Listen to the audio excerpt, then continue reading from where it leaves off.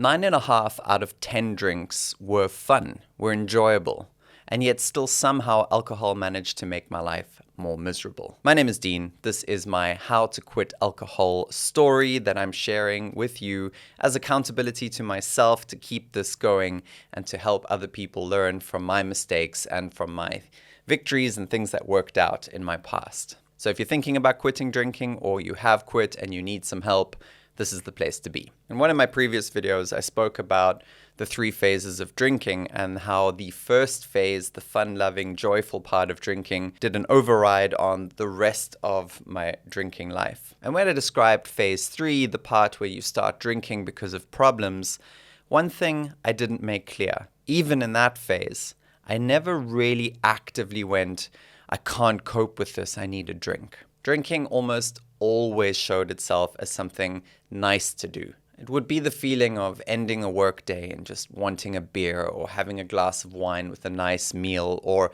meeting up with an old friend and having a good old whiskey. 9.5 out of 10 times, it was always a good time. The reason I say half is because even that one time where you actually went, I'm sick of this, I hate this, I'm going for a drink, it didn't take long before that experience turned into something more fun. Now, I can say that I probably stopped myself from going into very bad alcoholism. There are many people who have gone much deeper and into a bad place where physical withdrawal symptoms or the actual wake up and go and drink becomes an everyday experience. Now, I really am stressing the fact that I have been on this journey of trying to quit for over 10 years already, sliding in and out of different phases of abusing and not abusing. But what I would like to highlight is, how did I notice there was something going on? How did I know that even though I was drinking for fun, there was something fundamentally wrong on a deeper level? And it's got to do with the inability to know when to stop.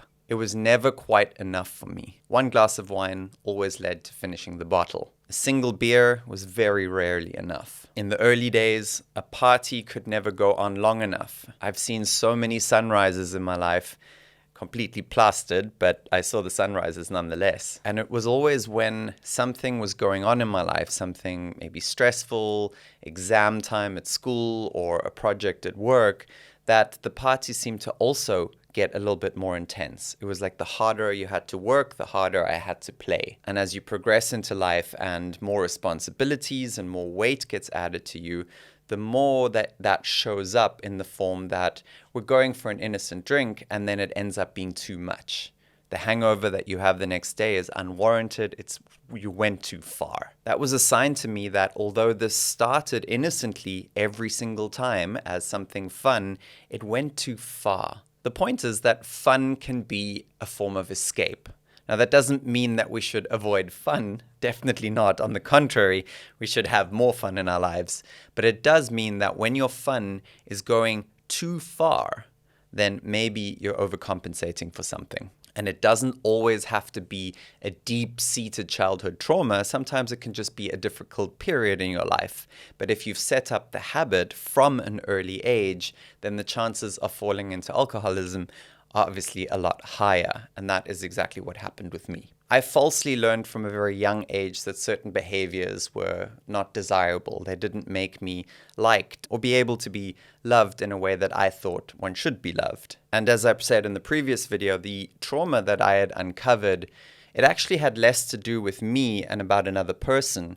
But the problem was that I didn't step into that role. I didn't stand up for somebody else. And that defined who I started to become. I started to become a nice guy, somebody who's always there in support of everybody else. I was overcompensating for years.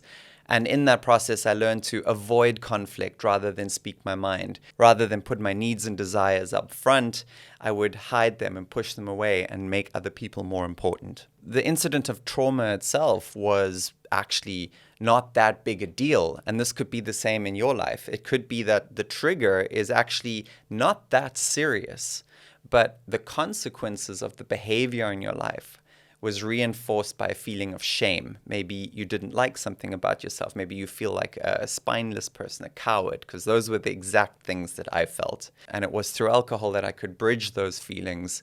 And that habit led me to a place where I always relied on the fun, but it was always masking a darkness. That being the disapproval of myself and how I am. The takeaway is very simple for today. If you've resonated with anything that I've said here today, then there's a high chance that you also have what we call nice guy syndrome. You're a nice guy and you don't prioritize your needs and desires in your life.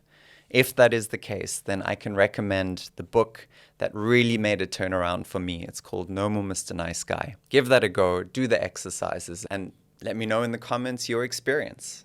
If you've got any other questions about nice guy syndrome, or if you'd like to hear me speak about it on a podcast, check it out over here. Thanks for coming on this journey with me. These videos are definitely helping me stay accountable to this journey for myself. And in the next video, I'm going to be talking a little bit more about how long it takes to really heal from your addiction.